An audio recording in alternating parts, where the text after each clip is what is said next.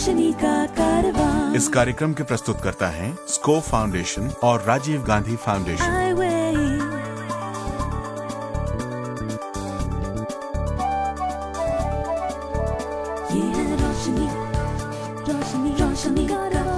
रोशनी जो करती है अंधेरे को दूर, रोशनी जो लाती है दिल में नूर, रोशनी जो दिखाती है रास्ता।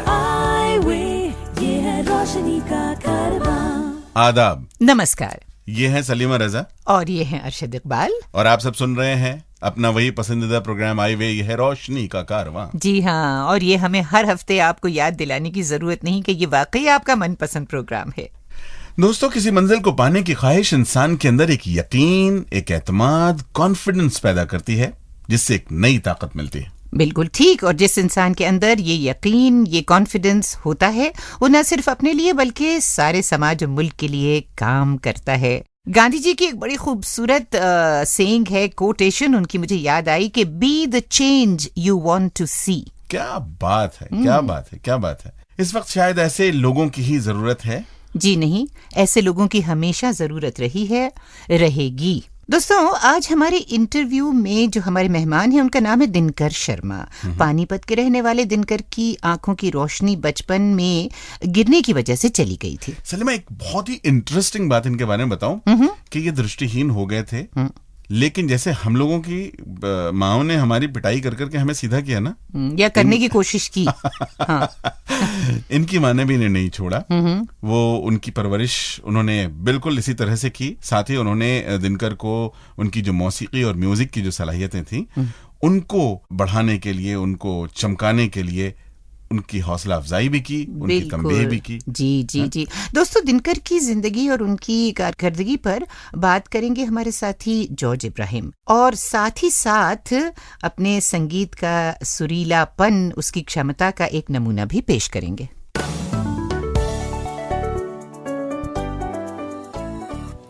फूल सा कुछ कलाम और सही,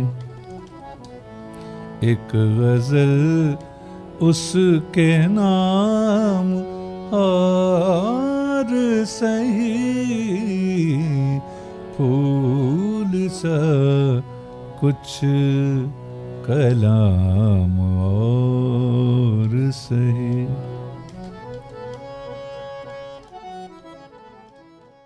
बहुत अच्छे, बहुत अच्छे। दिनकर साहब, आपकी आवाज़ तो बहुत ही खूबसूरत है, और हाल ही में आपको हरियाणा गवर्नमेंट की ओर से भी अवार्ड मिला है अपने गाने के लिए। तो दिनकर जी, आप हमारे सुनने वालों को बताएंगे कि आपने अपने संगीत का जो सफ़र है आपने कैसे शुरू किया? मेरी मदर ने बहुत मुझे एनकरेज किया और थोड़ा थोड़ा मुझे गाना सिखाने की कोशिश की, लेकिन उस समय मेरा उस तरफ रुझान नहीं हुआ और मुझे तबला बहुत अच्छा लगता था। तो फिर मुझे तबला सिखाया गया। एक गुरु थे पंडित शुक्रामणि जी, उनसे मैंने पंजाब घराने का तबला सीखा बाकायदा 7-8 साल। तो उसके बाद एक नेशनल कंपटीशन मैंने जीता तबले में, और मुझे बहुत इंटरेस्ट हुआ तबला बजाने में, और फिर मैं अच्छे अच्छे आर्टिस्टों के साथ तबला बजाने लगा बहुत कम एज में। लेकिन मेरी मदर ये चाहती थी कि मैं एकम्पनिस्ट बनकर ना रहूं, मैं खुद गाऊं और मेरे साथ दूसरे लोग बजाएं। तो उन्होंने मुझे गाना सिखाने की बहुत कोशिश की, तो मैं मानता नहीं था। तो वो बोलते हैं कि उन्होंने कुछ इस तरह का कुछ तरीका अडॉप्ट किया कि धीरे धीरे धीरे धीरे मेरे को गाने में शौक़ होना शुरू हो गया और तबला छूटता चला गया। तो फिर मैं उस्ताद भूरे खां साहब के पास गया, उनसे हारमोनियम की तालीम शुरू की और आज तक भी चल रही है, और गाना भी उनसे सीखना शुरू किया। हर बुधवार की शाम को 9 बजे विविध भारती के इसी स्टेशन पर आप सुन सकते हैं आई वे, यह है रोशनी का कारवां। दिनकर जी, अगर आप दृष्टिहीन ना होते तो आपको लगता है कि आप संगीत फिर भी सीखते? मुझे ऐसा लगता कि मैं ब्लाइंड ना होता तब भी संगीत सीख पाता, क्योंकि मेरे घर में एटमॉस्फेयर था। मुझे ऐसा बताया जाता है कि जब मैं पैदा हुआ था तो मेरी मदर एक प्रोफेशनल ही कहूँगा, रेडियो पे कार्यक्रम करती थी बॉम्बे रेडियो पे। वो रियाज करती थी तो तानपुरा लेकर के और मुझे गोद में लेके रियाज करती थी। तो मैं भी थोड़े बहुत, जो बच्चा जिस तरह से भी इम्प्रोवाइज़ कर सकता उल्टा सीधा, तो मैं भी करता था। बाद में फिर शुरू से ही जो ही होश संभाला तो मुझे लगा कि शुरू से ही तानपुरा, तबला, हारमोनियम, यही साउंड सुन के मैं बड़ा हुआ।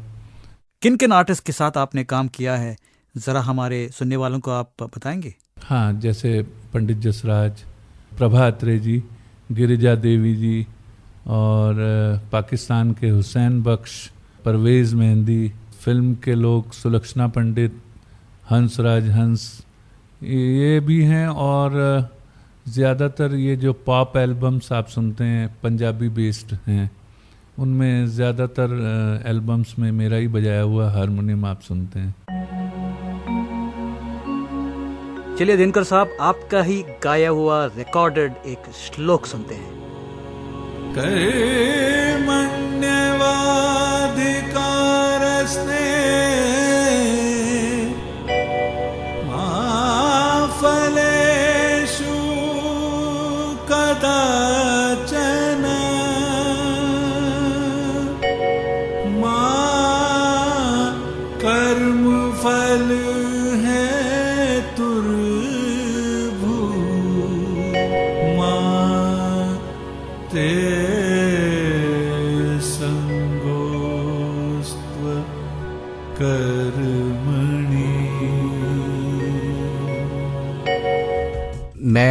मैं नरेश यादव, मैं लखनऊ उत्तर प्रदेश का रहने वाला हूं और मैं पिछले 5 वर्षों से HIV के साथ में जी रहा हूं। मुझको अपने HIV स्टेटस के बारे में सही समय पे पता होता तो शायद मेरी पत्नी आज HIV पॉजिटिव ना होती। HIV या एड्स के बारे में अधिक जानकारी के लिए किसी भी वर्किंग डे में आप हमें संपर्क कर सकते हैं। हमारे फ़ोन नंबर्स हैं 01126187953 या 01126187954। दिनकर साहब, आप हमारे युवा प्रतिभा जो इस कार्यक्रम को सुन रहे हैं, संगीत की दुनिया में आने के लिए और आगे जाने के लिए उनको 3 बातें अगर आप चुन के बताना चाहेंगे, वो क्या होगा? सबसे पहले अच्छे गुरु के पास बैठकर सीखना, बिना ये सोचे कि आगे मैं क्या बनूंगा या कहाँ पहुँचूंगा। पहले सही ज्ञान की प्राप्ति करना, उसके बाद उस ज्ञान को दुनिया में जाके परखना, और फिर कंटेम्प्रेरी जो आर्टिस्ट हैं उनको सुनकर सीखना। ये 3 बातें हैं जिससे आदमी संगीत में आगे बढ़ सकता है। तो दिनकर साहब, आप फिल्मों में काम करने का कभी सोचा है, प्रयास किया है? फिल्मों में गाना गाने का मौका भी चाहता हूँ और फिल्मों में संगीत भी देना चाहता हूँ। तो इसी सिलसिले में एक बार मैं अपने घर से भागकर काफ़ी महीनों के लिए बॉम्बे चला गया था और मैंने कोशिश की, काफ़ी प्रोड्यूसरों से, डायरेक्टर्स से मीटिंग की और मुझे कुछ काम भी मिल गया। 1-2 छोटी बजट की पिक्चर्स में म्यूज़िक के लिए और कुछ 5-6 सीरियल्स में म्यूज़िक के लिए, और कुछ गाने के लिए भी मिला उसी अपने ही प्रोजेक्ट में। लेकिन कुछ मजबूरियां थी, मेरे पेरेंट्स नहीं चाहते कि मैं बॉम्बे सेटल हूँ। तो दिनकर साहब, आपने हमसे बात किया, बहुत बहुत शुक्रिया and wish you all the best. आंख और दृष्टिहीनता से जुड़ी किसी भी तरह की जानकारी के लिए आप हमें 09968329329 पर सोमवार से शुक्रवार के बीच सुबह 11 बजे से शाम 5 बजे के बीच कॉल कर सकते हैं, या हमारी वेबसाइट www.iway यानी EYEWAY.org पर विजिट कर सकते हैं। मैं टॉम ऑल्टर बोल रहा हूँ। मैंने अपनी जिंदगी में हमेशा ये देखा है कि कामयाबी का असली मतलब है मुश्किलों का सामना करना। ये दास्तानें सुनकर और सुनाकर मैंने आज कामयाबियों को एक नए अरूज पर देखा। मैं अपने सुनने वालों को ये याद दिलाना चाहती हूँ कि एक बड़ी ज़बरदस्त औरत इतिहास में, यानी कि रीसेंट पास्ट में हमारे दिमाग में है, a woman of amazing courage, conviction. In fact I would call her super woman. जी हाँ, मैं बात कर रही हूँ हेलन केलर की, जिनका जन्मदिन आज है, यानी कि हम उन्हें आज के दिन को बेहद फख्र और प्यार के साथ याद करते हैं। दोस्तों, आज यानी 27 जून को हेलन केलर का जन्मदिन है और रोशनी के इस कारवां में हम तमाम लोगों की तरफ से और हमारे तमाम सुनने वाले लोगों की तरफ से भी इस दिन को बड़े चाव से और प्रसन्नता से और अपने मन को एक पूरे जोश से भरकर याद करें और एक ऐसी औरत को खिराज अकीदत, एक श्रद्धांजलि पेश करें जो सिर्फ दृष्टिहीन लोगों के लिए नहीं बल्कि सभी लोगों के लिए प्रेरणा का स्रोत बनी रही है। दोस्तों, हेलन केलर जैसी अजीम शख्सियतों की जिंदगी पर तफसील से गुफ्तगू करने के लिए स्टूडियो में मौजूद हैं फिल्म, टेलीविजन और थिएटर से जुड़ी पर्सनालिटी सुषमा सेठ। अमेरिका में 27 जून 1880 को जन्मी एक प्यारी सी बच्ची, नाम हेलन केलर।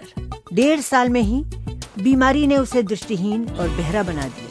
टेलीफोन के आविष्कारक ग्राहम बेल की सलाह पर यह बच्ची एन सलेवन के पास पहुंची, जो खुद अल्पदृष्टि दोष से पीड़ित महिला थी। उन्होंने उसे ब्रेल सिखाई, उसे पढ़ाया, लिखाया और अपना जीवन साथी बनाया। हेलन की उंगलियों में गजब की दृष्टि थी। वो अमेरिका की पहली दृष्टिहीन लड़की थी जो स्कूल, कॉलेज गई, ग्रेजुएट भी हुई। पढ़ते हुए हेलन ने स्टोरी ऑफ माई लाइफ नाम की अपनी जीवनी लिखी। इसने उन्हें दुनिया में प्रसिद्ध कर दिया। वे लोगों के लिए प्रेरणा स्रोत बन गईं। वे दुनिया भर में घूमी। ब्रिटेन के राजा रानी ने उन्हें राजमहल बुलाकर सम्मान दिया। उन पर द अनकॉन्कर्ड यानी अपराजिता नाम की डॉक्यूमेंट्री फिल्म बनाई, जिसने ऑस्कर जीता। राष्ट्रपति जॉनसन ने उन्हें अमेरिका की सर्वोत्तम नागरिक सम्मान दिया। हेलन देश की सर्वश्रेष्ठ नारियों में गिनी जाने लगी। हाँ, भारत में बनी बहुचर्चित फिल्म ब्लैक भी उसी पर आधारित है। 1968 में उनकी मृत्यु हुई। उनकी समाधि आज लाखों लोगों के लिए तीर्थ स्थान है, एक ऐसी महिला के रूप में जो मानव जाति के लिए एक उदाहरण है।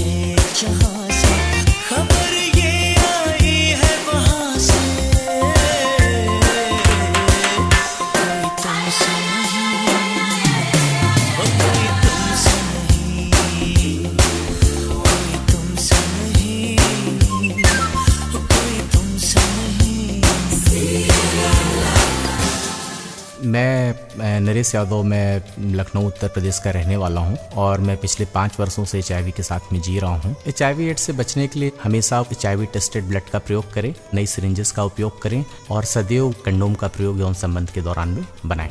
HIV या एड्स के बारे में अधिक जानकारी के लिए किसी भी वर्किंग डे में आप हमें संपर्क कर सकते हैं 01126187953 या 01126187954। दोस्तों, एक बात तो आप सभी जानते हैं कि हिंदुस्तान में जानकारी हासिल करने का अधिकार हर एक को है, चाहे वो गरीब मजदूर हो या महलों में रहने वाला कोई रईस हो। और ये हक 2005 में पास हुए राइट टू इंफॉर्मेशन एक्ट के तहत इसके अधीन हमें मिला था। भाई, जानकारियां जिंदगी में अहम रोल निभाती हैं। दोस्तों, आज जो शख्स हमारे साथ मौजूद है वो किसी परिचय, किसी इंट्रोडक्शन, किसी तारुफ का मोहताज नहीं। IIT graduate, former Indian revenue bureaucrat, साथ ही इन्होंने 2006 में रामन मैगसेसे के इमर्जेंट लीडरशिप अवार्ड को भी हासिल किया। हम बात कर रहे हैं अरविंद केजरीवाल की, जिन्होंने सूचना के अधिकार को दिलवाने में एक अहम रोल अदा किया है। सूचना का अधिकार मिलने से पूरे देश में एक नई लहर, एक नई क्रांति की शुरुआत हुई है। इन तमाम मुद्दों पर तफसील से बात करने के लिए मौजूद हैं खुद अरविंद केजरीवाल, और उनसे बात करेंगे हमारे साथी गुनीत सेठी।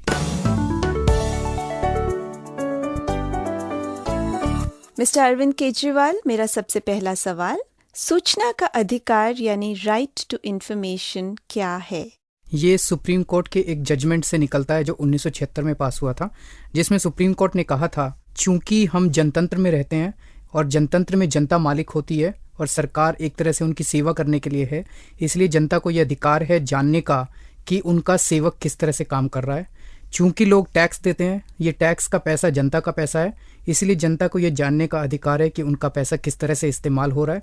और तीसरी चीज़ उन्होंने ये भी कहा था कि सूचना का अधिकार जो है वो हमारा एक फंडामेंटल राइट है, क्योंकि हमारा एक फंडामेंटल राइट है freedom of speech and expression, बोलने और अभिव्यक्त करने का अधिकार। This is a fundamental right. तो सुप्रीम कोर्ट ने बोला था कि कोई भी व्यक्ति तब तक बोल नहीं सकता और अभिव्यक्त नहीं कर सकता अपने आप को जब तक उसको जानकारी ना हो। देयरफॉर राइट टू इन्फॉर्मेशन और right to know is a part of our fundamental rights. इसीलिए सूचना के अधिकार को क्रियान्वित करने के लिए सूचना का अधिकार कानून सरकार ने पास किया 2005 में, जो कि हर व्यक्ति को सूचना का अधिकार इस्तेमाल करने की ताकत देता है। आरटीआई एक्ट के तहत कौन जानकारी प्राप्त कर सकता है और किससे? इस देश का कोई भी नागरिक सूचना मांग सकता है और किसी भी सरकारी विभाग से सूचना मांग सकता है, लेकिन इसमें यह भी है कि एक इनडायरेक्ट तरीका है जिसके तहत प्राइवेट कंपनीज भी कुछ हद तक सूचना के अधिकार कानून के तहत आती हैं। मिस्टर केजरीवाल, ये बताएं कि ये अधिकार उपयोग करने के लिए क्या कोई कॉस्ट इन्वॉल्व है? इसमें एप्लीकेशन फीस देनी पड़ती है। वो सेंट्रल गवर्नमेंट डिपार्टमेंट्स के लिए 10 रुपये है, लेकिन स्टेट गवर्नमेंट्स में अलग अलग स्टेट्स ने अलग अलग फीस तय की हुई है। किसी में 10 रुपये है, किसी में 15 है, 25 है या 50 है। उसके अलावा जब आप इनको इन्फॉर्मेशन मिलती है तो 2 रुपये पर पेज के हिसाब से आपको कॉस्ट देनी पड़ती है। और अगर आप इंस्पेक्शन करना चाहते हैं डॉक्यूमेंट्स का तो पहला 1 घंटा इंस्पेक्शन फ्री होता है और उसके बाद फिर अलग अलग स्लैब्स हैं उसके इंस्पेक्शन के। कुछ स्टेट्स में 5 रुपये पर आर है, कुछ में 15 रुपये पर आर है। आरटीआई एक्ट के तहत सरकार या सरकारी विभागों से जानकारी प्राप्त करने के लिए क्या प्रक्रिया है? बेसिकली बहुत ही सिंपल प्रक्रिया है कि आप एक कोरे कागज़ के ऊपर अपनी एप्लीकेशन बनाइए और वो एप्लीकेशन हर विभाग में पब्लिक इंफॉर्मेशन ऑफिसर्स की नियुक्ति की गई है, जन सूचना अधिकारी। आप वो एप्लीकेशन लेके उन जन सूचना अधिकारी के पास जाइए, वहाँ पे अपनी फीस जमा कीजिए और उस जन सूचना अधिकारी को आपको 30 दिन में इंफॉर्मेशन देनी होती है। क्या एक पब्लिक इंफॉर्मेशन ऑफिसर या जन सूचना अधिकारी इंफॉर्मेशन देने से इनकार कर सकता है? हाँ, वो इनकार कर सकते हैं। उसमें एक क्लॉज है सेक्शन 8 इस कानून का, जो ये कहता है कि निम्नलिखित तरह की जानकारी लोगों को नहीं दी जाएगी। जैसे ऐसी कोई भी जानकारी जो देश की सुरक्षा या अखंडता को बाधित करे, वो जानकारी नहीं दी जाएगी। ऐसी कोई भी जानकारी जिससे देश की संसद या किसी भी विधानसभा की प्रिविलेजेस का हनन होता हो, वो जानकारी नहीं दी जाएगी। ऐसी कोई भी जानकारी जो कि किसी के कॉमर्शियल कॉन्फिडेंस का हनन करे या किसी की प्राइवेसी का हनन करे और उसका कोई पब्लिक इंटरेस्ट से लेना देना ना हो, वो जानकारी। तो इस तरह के 9-10 आइटम है जिसके बारे में जानकारी नहीं दी जाएगी। इसके अलावा सारी जानकारी दी जाएगी। उसमें कानून में साफ साफ लिखा है, जो ऑफिसर है आपसे पूछ नहीं सकता कि यह जानकारी आप क्यों मांग रहे हैं। अगर निर्धारित समय पे जानकारी ना मिले या अगर मिले तो वो संतोषजनक ना हो, तो इसका क्या उपाय है? तो आपको फर्स्ट अपील करनी होती है। वो फर्स्ट अपील आपको एक कोरे कागज़ के ऊपर लिखकर उसके जन सूचना अधिकारी के सीनियर ऑफिसर के पास करनी पड़ती है। उनसे भी अगर आपको 30 दिन में संतोषजनक ऑर्डर ना मिले तो फिर आपको सेकंड अपील करनी पड़ती है इंफॉर्मेशन कमीशन के पास। तो हर राज्य में इंफॉर्मेशन कमीशन बनाए गए हैं जिनको स्टेट इंफॉर्मेशन कमीशन कहा जाता है। तो अगर आप स्टेट डिपार्टमेंट से जानकारी मांग रहे हैं तो आप स्टेट इंफॉर्मेशन कमीशन के पास जाएंगे, और अगर आप सेंट्रल गवर्नमेंट के डिपार्टमेंट से जानकारी मांग रहे हैं तो आप सेंट्रल इंफॉर्मेशन कमीशन में जाएंगे। और इन इंफॉर्मेशन कमीशन के 2 दायित्व हैं। एक तो ये आपको जो जानकारी आपने मांगी वो दिलवाएं, और दूसरा ये कि वो दोषी अधिकारियों के ऊपर पेनल्टी लगाएं। हर बुधवार की शाम 9 बजे विविध भारती के इसी स्टेशन पर आप सुन सकते हैं बोले तो आए वे ये है रोशनी का कारवां। मिस्टर केजरीवाल, आरटीआई एक्ट के तहत नियम की अवहेलना या नॉन कंप्लायंस होने पर क्या प्रोविजंस हैं? फिर इंफॉर्मेशन कमीशंस के पास पावर है कि वो 250 रुपये पर डे के हिसाब से, अगर तो उन्होंने आपको इंफॉर्मेशन नहीं दी तो 250 रुपये पर डे के हिसाब से 31वें दिन से उनके ऊपर पेनल्टी लगा सकते हैं up to a maximum of 25,000 rupees. और अगर आपको उन्होंने गलत, भ्रामक या इनकम्प्लीट, अधूरी जानकारी दी तो उनके ऊपर 25,000 रुपये तक की तनख्वाह उनकी काटी जा सकती है। Mister Kejriwal, it will be very helpful अगर आप एक अच्छा आवेदन पत्र लिखने का उदाहरण देंगे। जैसे मैं आपको एक उदाहरण देता हूँ, हमारे एक मित्र ने कहा कि जैसे विजुअली इम्पेयर्ड लोग जो होते हैं उनको कुछ बैंक्स ये कहते हैं कि आपको एटीएम की फैसिलिटी नहीं दी जाएगी, आपको बैंक अकाउंट नहीं खोलने दिया जाएगा, आपको चेकबुक की फैसिलिटी नहीं दी जाएगी। आप सीधे सीधे ये पूछें कि क्या ये सच है कि आपके बैंक में विजुअली इम्पेयर्ड लोगों को चेकबुक की फैसिलिटी नहीं दी जाती? यदि हाँ, तो उस रूल की कॉपी मुझे दी जाए। नंबर 2, क्या ये सच है कि एटीएम की फैसिलिटी आपके बैंक द्वारा नहीं दी जाती? यदि हाँ, तो उस रूल की कॉपी मुझे दी जाए। तो इस तरह से हमें बड़े शार्प तरीके से क्वेश्चंस को ड्राफ्ट करना होगा। तो इस अधिकार का उपयोग करने से क्या हमारी गवर्नमेंट मशीनरी में एप्लीकेशंस का फ्लड तो नहीं आ जाएगा? 68 देश ऐसे हैं पूरी दुनिया में जिसमें कि सूचना का अधिकार कानून आया। उनमें से कोई भी ऐसा देश नहीं है कि जिसमें गवर्नमेंट फ्लड हुई। हमारे देश में सेंट्रल लॉ आने के पहले 9 राज्य ऐसे हैं जिसमें पिछले 8-10 साल से सूचना का अधिकार कानून है। किसी भी राज्य में इतनी एप्लीकेशंस नहीं है कि गवर्नमेंट फ्लड हुई हो। दिल्ली का अगर उदाहरण देखें, दिल्ली में सूचना का अधिकार कानून सन 2001 में आया था। तब से लेके अगले 5 सालों के अंदर 120 विभागों में 14,000 एप्लीकेशंस आई, जिसका मतलब 2 एप्लीकेशंस पर मंथ पर डिपार्टमेंट। सो ये एक ऐसे लगता है कि फ्लड आ जाएगी, कभी होता नहीं है क्योंकि लोगों के पास बहुत काम है अपनी जिंदगी में। अंतिम सवाल मिस्टर केजरीवाल, क्या एक विजुअली इम्पेयर्ड व्यक्ति यही सूचना एक एक्सेसिबल फॉर्मेट में मांग सकता है, जैसे कि ब्रेल या ऑडियो फॉर्मेट में? देखिए, इसका कोई अलग से प्रावधान कानून के तहत नहीं है, लेकिन अभी बिहार सरकार ने एक बहुत ही अच्छी पहल की है इस बारे में। 29 जनवरी से बिहार में एक टेलीफोन लाइन चालू की गई है। बिहार सरकार ने एक फ़ोन नंबर दिया है। बिहार के रहने वाला कोई व्यक्ति उस नंबर पे डायल करके आप अपना नाम बताइए, अपना पता बताइए और आपको सरकार से क्या जानकारी चाहिए वो बताइए, और दूसरी तरफ आपकी वॉइस रिकॉर्ड हो जाती है और ये रिकॉर्डिंग एक तरह से आपकी आरटीआई की एप्लीकेशन बन जाती है। तो आपको लिखित में कुछ देने की ज़रूरत नहीं है, कुछ करने की ज़रूरत नहीं है, और 10 रुपये जो आपको देने की फ़ीस है वो आपके टेलीफोन बिल पे लग के आ जाता है। तो मेरा मानना है कि अगर सरकार को कहा जाए तो शायद अगर आपकी छोटी छोटी जानकारी आपने मांगी है तो आपको फ़ोन पे भी बताई जा सकती है।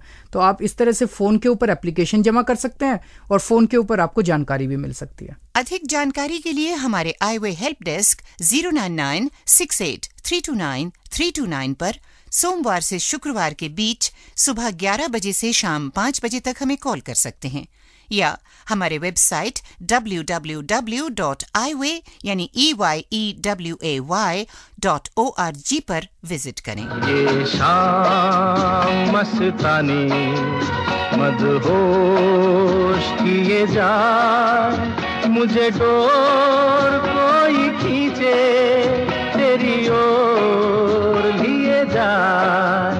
ये शाम मस्तानी मदहोश किए जा, मुझे डोर कोई खींचे तेरी ओर लिए जा।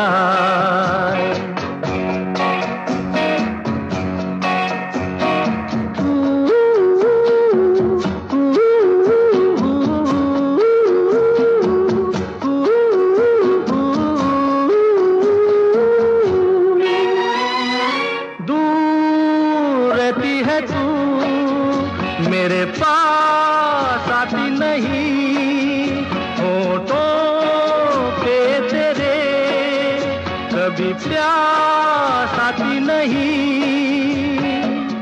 ऐसा लगे जैसे कि तू हंस के जहर कोई पिए जाए। और अब वक्त है किसका? एपिसोड नंबर 3 में पूछे गए सवालों के जवाब बताने का। और हमारा एपिसोड 3 का सवाल था दोस्तों, अगर आपको याद हो कि 2006 में आयोजित 3rd blind cricket world cup का विजेता कौन सा देश था? और सही जवाब है ऑप्शन बी, यानी कि पाकिस्तान। बहुत सख्त हमारे पास है हमेशा की तरह, और ईमेल्स और एसएमएसेस, जिनमें से काफी सारे बहुत सही जवाब थे, लेकिन विनर तो भैया किसी एक ही को होना था। ये बात बताने के लिए कि आज का विनर कौन है, हमारे साथ हैं गुनीत सेठी।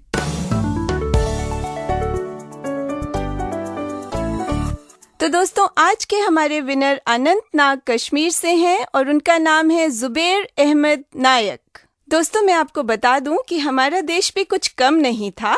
India held the second position in this tournament. आपको अपना जगमगाता तोहफा बहुत बहुत मुबारक हो। इसी तरह आप लोग हमारे इस प्रोग्राम में हिस्सा लेते रहें और विजेता बनते रहें। तो दोस्तों, अब वक्त है हमारे एपिसोड नंबर 9 के सवाल का। जानते हैं हम लोग कि आप इसका बड़ा बेसब्री से इंतजार कर रहे हैं, तो लीजिए सुनिए। आज का हमारा सवाल है, महाभारत में एक चरित्र दृष्टिहीन था। वो कौन सा चरित्र था?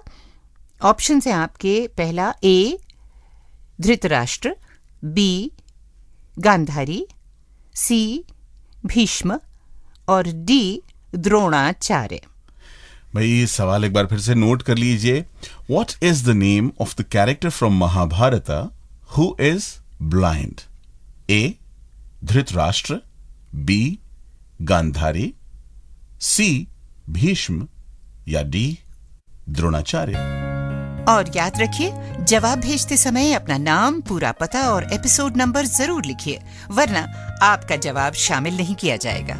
इस सवाल का जवाब 7 दिनों के अंदर हमें इस पते पर लिख भेजिए। प्रोग्राम आई वे ये है रोशनी का कारवां, care off score foundation, post bag number 3903, new Delhi 49। आप हमें एसएमएस भी कर सकते हैं। नंबर नोट कर लीजिए, 09968329329। और आप अपना जवाब ब्रेल में भी भेज सकते हैं, या हमारी ईमेल आईडी भी नोट कर लें, radio@iway.org पर लिखें। चलिए, आज के लिए इतना ही सही। तो फिलहाल अरशद इकबाल को और मुझे यानी कि सलीमा रजा को इजाजत दीजिए। अगले हफ्ते जाहिर है मुलाकात होगी आपसे फिर से जिंदगी की एक नई रोशनी के साथ। तब तक के लिए खुदा हाफिज। ये है रोशनी का कारवां।